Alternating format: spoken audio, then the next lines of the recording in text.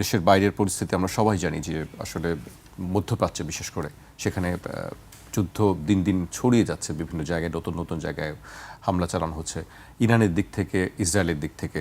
সেই বিষয়গুলো নিয়ে আলোচনা করব, কিন্তু তার আগে আমি আপনার কাছে একটি গণমাধ্যমের প্রতিবেদন আছে, কি ছক কষছে আওয়ামী লীগ, সেই প্রতিবেদনের কিছু অংশ আমি উল্লেখ করতে চাই। এর আগে আমরা জানি যে গার্ডিয়ানেরও একটি প্রতিবেদন এই বিষয় নিয়ে ছিল। নিষেধাজ্ঞার মধ্যেই সক্রিয়তার ইঙ্গিত, কি হিসাব করছে আওয়ামী লীগ। ভোটের পর 1 ডজনের বেশি দলীয় কার্যালয়ে তালা খোলা হয়েছে। এখন কারাবন্দী নেতাকর্মীদের জামিন প্রক্রিয়ার দিকে নজর। সক্রিয়তার তাড়াহুড়ো না করার পক্ষে দলের একাংশ। এই বিষয়ে কয়েকদিন আগেই বিএনপির পক্ষ থেকে মির্জা ফখরুল ইসলাম আলমগীর বলেছেন, এটা আমরা চাইনি, এবং যেহেতু আইনগতভাবে বলা আছে যে তাদের কার্যক্রম নিষিদ্ধ, সেভাবেই এটাকে দেখা হবে সব জায়গায়। এরপর আমরা শুক্রবার দেখলাম রাজধানীর ধানমন্ডিতে আওয়ামী লীগের সভাপতির রাজনৈতিক কার্যালয়ের ফটকের সামনে জাতীয় পতাকা ও শেখ মুজিবুর রহমানের ছবি ঝুলিয়ে স্লোগান দিয়েছেন যুব মহিলা লীগের নেত্রীরা। এ বিষয়ে আপনি কি বলবেন? আসলে ধন্যবাদ আপনাকে রাজনীতি ভাই এবং দর্শক শ্রোতা। দেখেন, আমি বরাবর থেকে বলছি যে একটা গণতন্ত্র যদি আমরা চাই, গণতান্ত্রিক দেশে একটা রাজনৈতিক দল আরেকটি রাজনৈতিক দলকে নিষিদ্ধ চাইতে পারবে না। তার জন্য আইনি প্রক্রিয়া আছে। হ্যাঁ, আওয়ামী লীগ ফ্যাসিবাদের আচরণ করেছে, গুম খুন অনেক কিছু করেছে, তার জন্য কোর্ট আছে, ট্রাইব্যুনাল আছে, সেখানে বিচার হতে পারত। কিন্তু এক্সিকিউটিভ অর্ডারে নিষিদ্ধ করার পক্ষে আমি না। যেমন জামাতকে নিষিদ্ধ করেছে না, এক্সিকিউটিভ অর্ডারে নিষিদ্ধ করেছিল না, নিষিদ্ধ করেছিল। জামাত তো বড়সড় হয়ে গেছে, এবং আওয়ামী লীগকে এই নিষিদ্ধ করার কারণেই বড়সড় হচ্ছে। এবং জামাতকে, বিএনপিকে অনেকে মনে করে যে সব পালিয়ে গেছে, উপরের সব নেতা পালিয়ে গেছে। আপনি হিসেব করে দেখেন, জরিপ করে দেখেন, আওয়ামী লীগের সমর্থক বেড়েছে বলে কমে নাই, বেড়েছে ছাড়া কমে নাই। সুতরাং এখন তো তারা চেষ্টা করবে, একটা নির্বাচিত সরকার দেশে আসছে, এখন তো তারা যেহেতু বড় সংগঠন, তাদের সমর্থক আছে। হ্যাঁ, যারা চুরি টুরি করছে তারা তো সব পালিয়ে গেছে।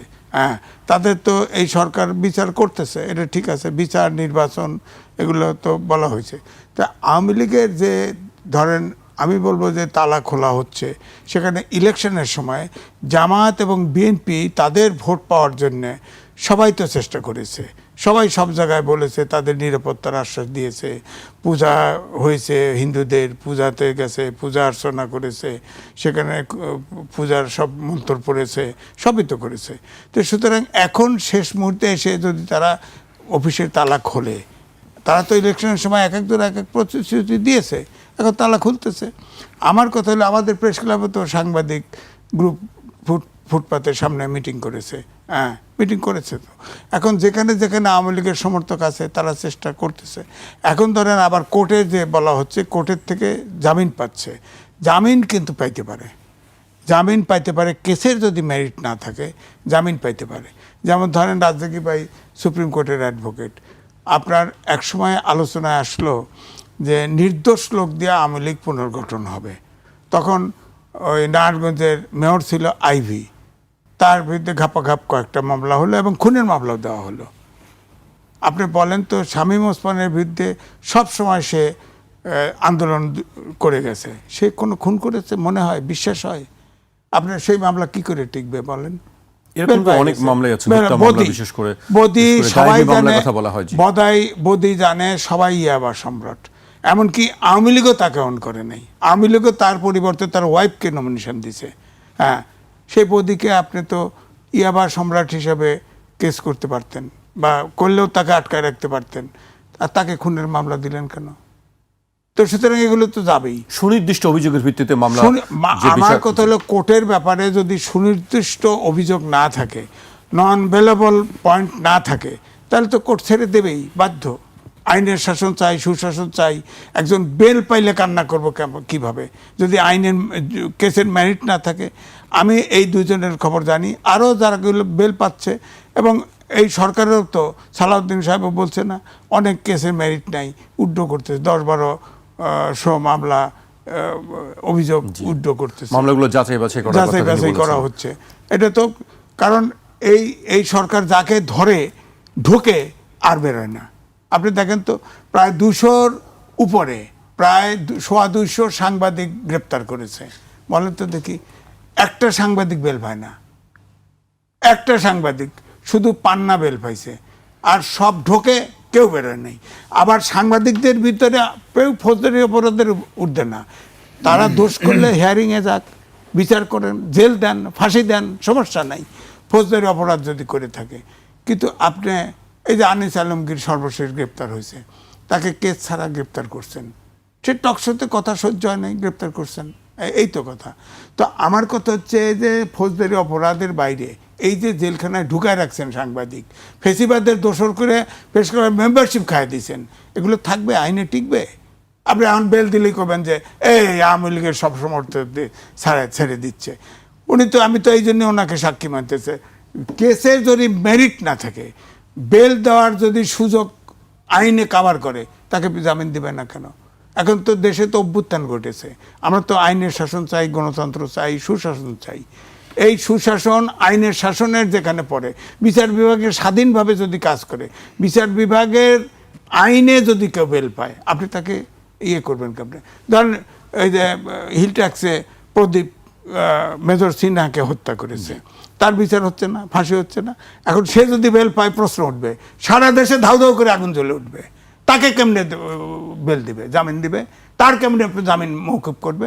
এটা চাক্ষুষ ভিডিও দেখা হয়েছে, সাক্ষ্য দেখা হয়েছে, সব কিছু হয়েছে, এটা মেরিট আছে, তাকে বেল দিবে কেমনে? ধরেন এটাও একটা, যেহেতু বেল কয়েকজন পাইছে, এর নামও আসছে আলোচনায়, কেন আসবে?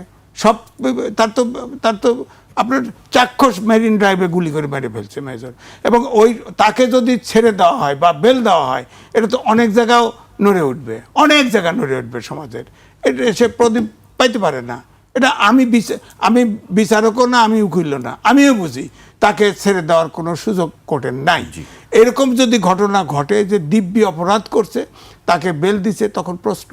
কিন্তু এই সরকার তো অনেককে যাকে খুশি ধরছে, যাকে খুশি ধরছে। আপনি দেখেন সাংবাদিকদের পৃথিবীতে নজর দেখাতে সরকারের কথা, অন্তর্বর্তী সরকার বলেন, আপনি পৃথিবীতে একটা নজির দেখাতে পারবেন যে সাংবাদিকদের, সব সাংবাদিকের অ্যাক্রিডিটেশন কার্ড বাতিল করে দিছে? এই সরকার তো দিছে। এরকম তো কোনো আইন মানে নাই, কোনো আইন মানে নাই। যারে খুশি ধরছে তার সুবিধাতে, যারে খুশি কাউ ছাড়ে না, ধরলে আর ছাড়ে না। আজিজ ভাই, আপনার কাছে আসবো। আমি এই পর্যায়ে আবুল রাজ্জাকের কাছে আসতে চাই। রাজ্জাকি ভাই, এই বিষয়গুলো নিয়ে বেশ আলোচনা চলছে, গত কয়েক দিন ধরেই আলোচনা চলছে। আপনি বিষয়টিকে আসলে কিভাবে দেখছেন, যে আওয়ামী লীগের যে রাজনৈতিক প্রত্যাবর্তনের কথা বলা হচ্ছে, বা বিদেশে বসে যে রাজনৈতিক, আমি একটু যোগ করি আপনার কাছে আলোচনা যাওয়ার আগে। লেখক ও রাজনীতি বিশ্লেষক মহিউদ্দিন আহমেদ বলেছেন যে আওয়ামী লীগকে স্বাভাবিক রাজনৈতিক প্রক্রিয়ায় ফিরতে হলে দেশে কার্যকর নেতৃত্ব তৈরি করতে হবে, কারণ তাদের পুরো নেতৃত্বই এখন বিদেশে। এভাবে বিদেশে বসে রাজনীতি করা কঠিন, এজন্য দেশে নেতৃত্ব লাগবে, এবং বর্তমান দেশে যারা রাজনীতি নিয়ন্ত্রণ করছেন তাদের সঙ্গে এক ধরনের সমঝোতা করতে হবে, সেটা হয় কিনা তা দেখার জন্য অপেক্ষা করতে হবে।